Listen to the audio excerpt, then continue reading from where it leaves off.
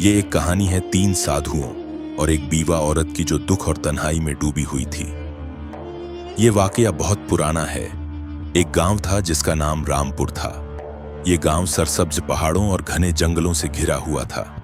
यहाँ के लोग सादा मिजाज और किसान थे जो खेती बाड़ी करके अपना गुजर बसर करते थे। हालांकि गांव का नाम रामपुर था, लेकिन यहाँ सुकून कम और तलखी ज्यादा थी। गांव अंधविश्वास, तोहमात और समाजी रस्मों में जकड़ा हुआ था।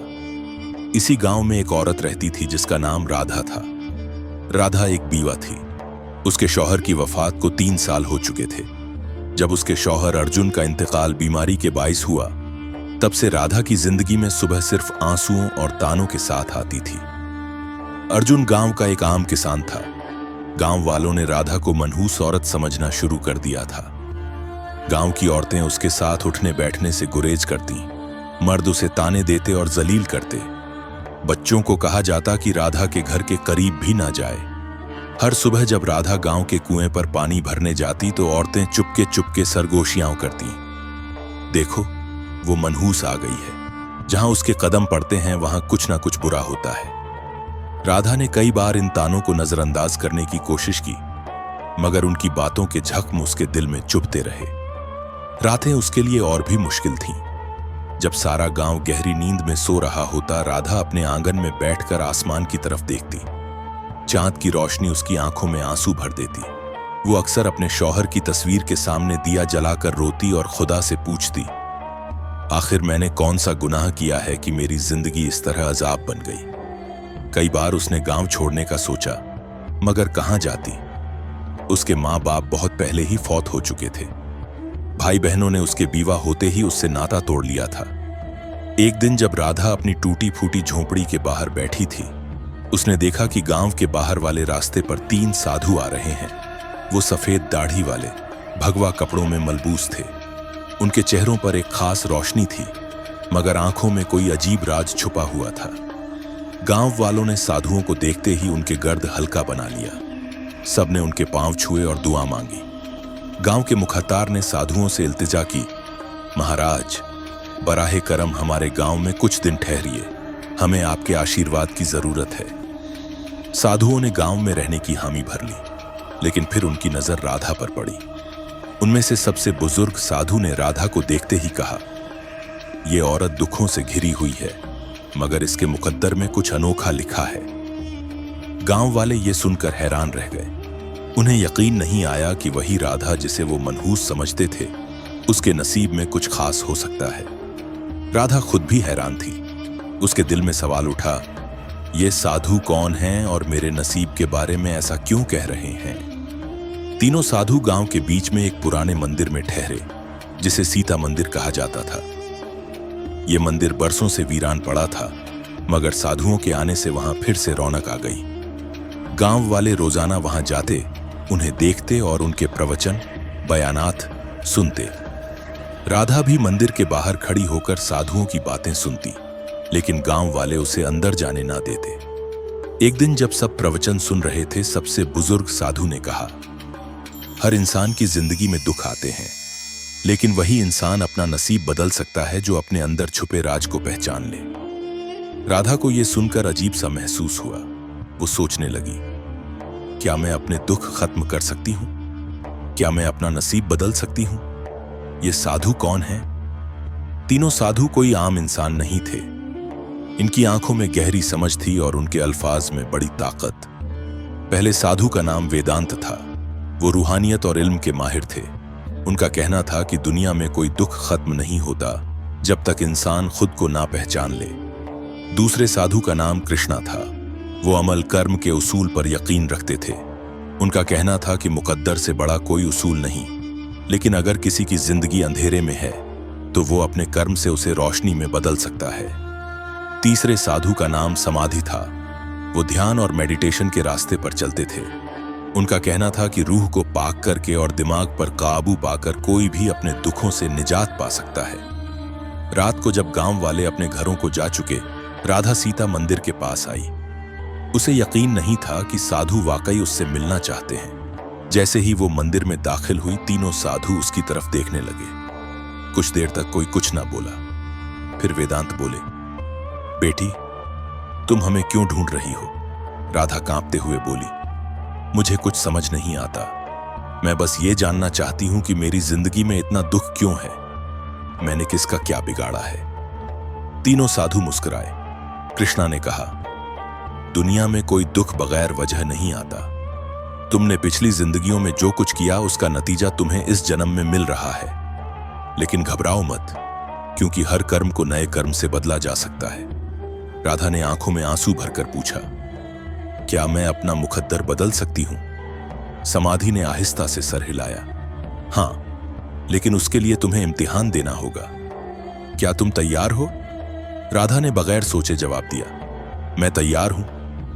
राधा को कुछ समझ ना आया, लेकिन उसने सर हिलाकर हामी भर ली। गांव में अफवाह फैल गई। अगले दिन गांव में यह खबर आग की तरह फैल गई कि तीनों साधुओं ने राधा को जंगल में बुलाया है। गांव वाले आपस में बातें करने लगे। क्या ये साधु उसे कोई वरदान देने वाले हैं या उसे कोई लानत मिलेगी? गांव की कुछ औरतें सरगोशियां करने लगीं। कहीं ये साधु हमें धोखा तो नहीं दे रहे? लेकिन राधा को इन बातों से कोई फर्क नहीं पड़ा। उसे सिर्फ इस बात की फिक्र थी कि जंगल में उसके साथ क्या होने वाला है। उस रात राधा सो ना सकी। वो बार बार सोच रही थी, क्या वाकई कोई मेरी मदद कर सकता है या ये भी बस एक और धोखा है? लेकिन उसने फैसला कर लिया था कि चाहे जो हो, वो सुबह सूरज निकलने से पहले जंगल जाएगी। सुबह सवेरे राधा जंगल के पास बरगद के दरख्त के नीचे पहुंच गई। तीनों साधु वहां खड़े थे। वो गहरे ध्यान में थे। उनके आसपास एक अजीब सी खामोशी छाई हुई थी। राधा ने हाथ जोड़कर सलाम किया और कहा, मैं आ गई हूं महाराज। अब मुझे बताइए कि मेरा इम्तिहान क्या है? वेदांत ने आंखें खोली और बोले, बेटी, ये दुनिया एक भ्रम है। जो इसे समझ लेता है वही अपना मुकद्दर बदल सकता है। लेकिन उससे पहले कि हम तुम्हें इल्म दें, तुम्हें अपना इम्तिहान देना होगा। कृष्णा ने कहा, हम तुम्हें इस जंगल में अकेला छोड़ रहे हैं। तुम्हें सारी रात यहां अकेले रहना होगा। यह जंगल राजों से भरा हुआ है। यहां जंगली जानवर भी हैं और नजर न आने वाली ताकतें भी। लेकिन अगर तुमने अपना डर छोड़ दिया तो तुम पहला इम्तिहान पास कर लोगी। राधा को यह सुनकर धचका लगा। रात भर अकेले जंगल में? वो डर गई, लेकिन उसने अपने अंदर हिम्मत जमा की और कहा, मैं तैयार हूं। तीनों साधु मुस्कुराए और बोले, हम कल सुबह सूरज निकलने के बाद यहां आएंगे। तब तक तुम्हें अकेले रहना होगा। इतना कहकर तीनों साधु जंगल के दूसरे किनारे की तरफ चले गए और राधा अकेली रह गई। शाम होते ही जंगल में अंधेरा फैलने लगा। चारों तरफ अजीब सी आवाजें आने लगी। दूर एक दरख्त पर उल्लू बोल रहा था। झाड़ियों से सरसराहट की आवाजें आ रही थीं। राधा ने अपने दिल को संभाला और एक दरख्त के नीचे बैठ गई। लेकिन जैसे जैसे रात गहरी होती गई, खौफ बढ़ता गया। अचानक उसे लगा कि कुछ साए उसकी तरफ बढ़ रहे हैं। उसका दिल जोर जोर से धड़कने लगा। क्या ये कोई जंगली जानवर है या कोई भूत? लेकिन तभी उसे साधुओं की बात याद आई। अगर तुमने अपना डर छोड़ दिया तो तुम पहला इम्तिहान पास कर लोगी। उसने अपनी आंखें बंद की, गहरी सांस ली और खुद से कहा, मुझे डरना नहीं चाहिए। मैं यहां अकेली नहीं हूं, मेरे साथ खुदा है। जैसे ही उसने ये सोचा, वो साया आहिस्ता आहिस्ता गायब हो गया। रात भर वो इसी तरह अपने डर से लड़ती रही। कभी कोई आवाज सुनाई देती, कभी अजीब सा कंपन महसूस होता, लेकिन उसने खुद को पुरसुकून रखा और हिम्मत न हारी। जैसे ही सूरज की पहली किरण जंगल में पड़ी, राधा ने सुकून का सांस लिया। थोड़ी देर बाद तीनों साधु वहां पहुंचे और देखा कि राधा मुस्कुरा रही है। वेदांत बोले, बेटी, तुमने अपना पहला इम्तिहान पास कर लिया। तुमने खौफ को शिकस्त दी। अब तुम्हारी जिंदगी में बड़ी तब्दीली आने वाली है। राधा की आंखों में उम्मीद की चमक थी। वो समझ चुकी थी कि डर सिर्फ हमारे दिल में होता है और जब हम उसका सामना करते हैं तो वो खुद ब खुद खत्म हो जाता है। राधा की पहली जीत। जंगल में खौफ से भरी रात गुजारने के बाद राधा की आंखों में अब खौफ की जगह खुद एतमादी थी। जब सूरज की पहली किरण जंगल की शाखों से छनकर उसके चेहरे पर पड़ी तो उसने महसूस किया कि वो पहले से कहीं ज्यादा पुरसुकून और मजबूत हो चुकी है। तीनों साधु मुस्कुरा रहे थे। वेदांत बोले, बेटी, तुमने पहला इम्तिहान पास कर लिया। अब तुम दूसरे इम्तिहान के लिए तैयार हो। राधा ने आजिजी से सर झुकाया और कहा, मैं तैयार हूं महाराज। तीनों साधु राधा को एक पहाड़ी पर मौजूद एक पुराने मंदिर में ले गए, जिसे कृष्णा मंदिर कहा जाता था। यह मंदिर देखने में सादा था, लेकिन वहां एक अजीब सी तवानाई महसूस हो रही थी। जैसे ही राधा ने मंदिर के दरवाजे पर कदम रखा, उसे अपने जिस्म में एक हल्की सी लर्जिश महसूस हुई। तभी समाधि ने कहा, अब वक्त आ गया है कि हम तुम्हें अपनी असल हकीकत के बारे में बताएं। राधा हैरान हुई, आपकी असल हकीकत? वेदांत ने आंखें बंद की और अचानक उनके जिस्म से एक तेज रोशनी निकलने लगी। इसी तरह कृष्णा और समाधि भी रोशनी से चमकने लगे। कुछ ही लम्हों में उनके सामने आम इंसानों की जगह 3 देवी ताकतें खड़ी थीं। वो देवता थे। राधा हैरत से देखती रह गई। वो कुछ बोल न सकी। कृष्णा बोले, हम आम साधु नहीं हैं बेटी। हम तीनों ब्रह्मा, विष्णु और महेश के अवतार हैं और इस धरती पर एक खास मकसद के लिए आए हैं। समाधि ने आगे बढ़कर कहा, हमें हुक्म मिला था कि हम किसी ऐसे शख्स का इम्तिहान लें जो सच्चे दिल से अपना मुकद्दर बदलना चाहता हो, और हमने तुम्हें चुना। राधा की आंखों में आंसू आ गए। उसे अब समझ आ रहा था कि ये साधु कोई आम इंसान नहीं थे। दूसरा इम्तिहान, त्याग और समर्पण। वेदांत ने कहा, तुमने खौफ पर फतह हासिल की, लेकिन अब तुम्हें एक और इम्तिहान देना होगा, त्याग का। राधा ने पूछा, मुझे क्या त्याग करना होगा?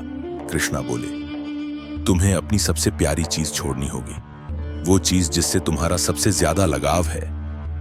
राधा सोच में पड़ गई। उसके पास वैसे भी कुछ न था, लेकिन फिर उसे अपने शौहर की तस्वीर याद आई। अर्जुन की मौत के बाद वही एक चीज थी जिससे वो खुद को जोड़े रखती थी। जब भी वो उदास होती, उस तस्वीर को देखती और अपने शौहर को याद करती। उसने आहिस्ता से पूछा, क्या मुझे अपने शौहर की तस्वीर छोड़नी होगी? समाधि बोले, अगर वही तुम्हारी सबसे प्यारी चीज है तो हां, लेकिन याद रखो, सच्चा त्याग तब होता है जब वो दिल से किया जाए। अगर तुम इस इम्तिहान के लिए तैयार नहीं हो, और फिर कहा, अगर मेरी जिंदगी बदलने के लिए यह जरूरी है तो मैं तैयार हूं। तीनों साधु मुस्कुरा उठे। वेदांत ने कहा, तो जाओ और अपनी सबसे प्यारी चीज गांव के गोविंद तालाब में बहा दो। राधा गांव वापस आई और अपनी झोपड़ी में गई। वहां एक पुराने संदूक में वो तस्वीर रखी थी। उसने कांपते हाथों से उसे उठाया और गोविंद तालाब की तरफ चल पड़ी। गांव के कुछ लोग उसे ये करते देख रहे थे। वो आपस में बातें कर रहे थे, अब ये पागल हो गई है, अपने शौहर की तस्वीर क्यों फेंक रही है? लेकिन राधा ने उनकी बातों पर ध्यान न दिया। उसने आहिस्ता से तस्वीर को पानी में बहा दिया। जैसे ही तस्वीर पानी में डूबी, उसे लगा कि उसके दिल का सारा बोझ भी पानी में समा गया। अब वो हल्की फुल्की महसूस कर रही थी। दूसरा इम्तिहान कामयाब। जैसे ही वो वापस जंगल में पहुंची, तीनों साधु वहां खड़े थे। वेदांत बोले, बेटी, तुमने त्याग का इम्तिहान भी पास कर लिया। अब तुम उस बंधन से आजाद हो चुकी हो जो तुम्हें मां जी से जोड़े रखता था। राधा को अब वाकई लगने लगा कि उसकी जिंदगी बदल रही है। समाधि बोले, अब तुम्हारा आखिरी और सबसे मुश्किल इम्तिहान बाकी है। राधा ने सर झुका लिया। मैं तैयार हूं महाराज। तीसरा और सबसे मुश्किल इम्तिहान। राधा ने डर और त्याग के इम्तिहान पास कर लिए थे। अब वो पहले से कहीं ज्यादा मजबूत और खुद एतमादी से भरी हुई महसूस कर रही थी, लेकिन उसे नहीं पता था कि उसका सबसे मुश्किल इम्तिहान अभी बाकी था। तीनों साधु कृष्णा मंदिर के अंदर खड़े थे। जब राधा वहां पहुंची तो वेदांत ने संजीदा लहजे में कहा, बेटी, अब तुम्हारे आखिरी इम्तिहान का वक्त आ गया है। राधा ने सर झुकाकर कहा, मैं तैयार हूं महाराज। समाधि बोले, ये इम्तिहान तुम्हारी रूह का इम्तिहान है। तुम्हें यह साबित करना होगा कि तुम सिर्फ अपने लिए नहीं, बल्कि दूसरों के लिए भी जी सकती हो। राधा ने हैरानी से पूछा, मुझे क्या करना होगा? कृष्णा ने कहा, गांव में एक बूढ़ी औरत रहती है जिसका कोई सहारा नहीं।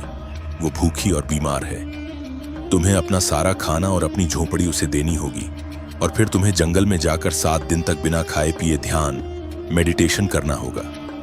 यह सुनकर राधा सन्न रह गई। अपना घर और खाना छोड़ दो और फिर 7 दिन बिना कुछ खाए पिए ध्यान करो। यह इम्तिहान उसके पिछले इम्तिहानों से कहीं ज्यादा मुश्किल था। राधा के सामने उसकी झोपड़ी का मंजर आ गया। वो घर उसका आखिरी सहारा था। अगर उसने उसे छोड़ दिया तो वो कहां जाएगी? लेकिन फिर उसे साधुओं की बात याद आई। अगर तुमने ये इम्तिहान पास कर लिया तो तुम्हारी जिंदगी मुकम्मल तौर पर बदल जाएगी। राधा ने अपने अंदर झांका और फैसला किया, ठीक है महाराज, मैं ये करने के लिए तैयार हूं, सब कुछ छोड़ना। राधा गांव लौटी और अपनी झोंपड़ी उस बूढ़ी औरत को दे दी। उसने अपना बचा खुचा खाना भी उसे सौंप दिया। गांव वाले ये देखकर हैरान थे, ये क्या कर रही है, अपना सब कुछ क्यों छोड़ रही है। लेकिन राधा ने किसी की बातों पर ध्यान न दिया। वो सीधा जंगल की तरफ बढ़ गई, जहां उसे 7 दिन तक ध्यान करना था, बिना खाए, बिना पिए, बिना किसी सहारे के। 7 दिन का मुश्किल ध्यान। पहला दिन गुजरा और राधा को शदीद भूख लगी, लेकिन उसने अपनी तवज्जो भटकने न दी। उसने अपनी आंखें बंद की और साधुओं के दिए हुए मंत्रों का जाप करने लगी।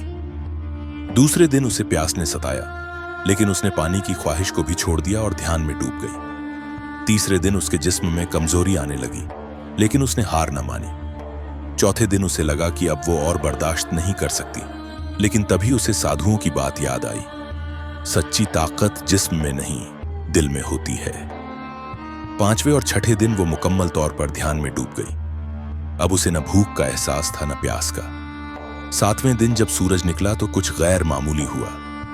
राधा की रूह एक नई ताकत से भर गई। उसे लगा जैसे वो कोई आम औरत नहीं रही, बल्कि एक इलाही ताकत से जुड़ गई है। राधा का बदलाव। जब 7वां दिन पूरा हुआ, तीनों साधु उसके सामने नमूदार हुए। वेदांत बोले, बेटी, तुमने अपना आखिरी इम्तिहान भी पास कर लिया। अब तुम कोई आम विधवा नहीं हो, बल्कि एक ताकतवर रूह बन चुकी हो। कृष्णा बोले, तुम न सिर्फ अपना मुकद्दर बदल सकती हो, बल्कि दूसरों का भी मुकद्दर बदल सकती हो। समाधि ने अपने हाथ उठाए और कहा, हम तुम्हें आशीर्वाद देते हैं कि अब से तुम्हारी जिंदगी सुख, सुकून और इज्जत से भरी होगी। राधा के इर्द गिर्द एक सुनहरी रोशनी फैल गई। उसने आंखें बंद कर लीं और जब खोलीं तो वो पहले से कहीं ज्यादा परसकून, मजबूत और रोशन महसूस कर रही थी। जब राधा गांव लौटी तो गांव वाले उसे देखकर दंग रह गए। अब वो कोई दुखी विधवा नहीं थी। उसके चेहरे पर इलाही नूर था। उसकी आंखों में खुद एतमादी थी। गांव वालों ने, जिन्होंने पहले उसे हिकारत से देखा था, अब उसके पास आकर उसके पांव छूने लगे। वो कहने लगे, हमें माफ कर दो, हमने तुम्हारी तौहीन की थी, लेकिन अब हमें समझ आ गया कि तुम कोई आम औरत नहीं हो। राधा मुस्कुराई और बोली, सच्ची ताकत बाहर नहीं, हमारे अंदर होती है।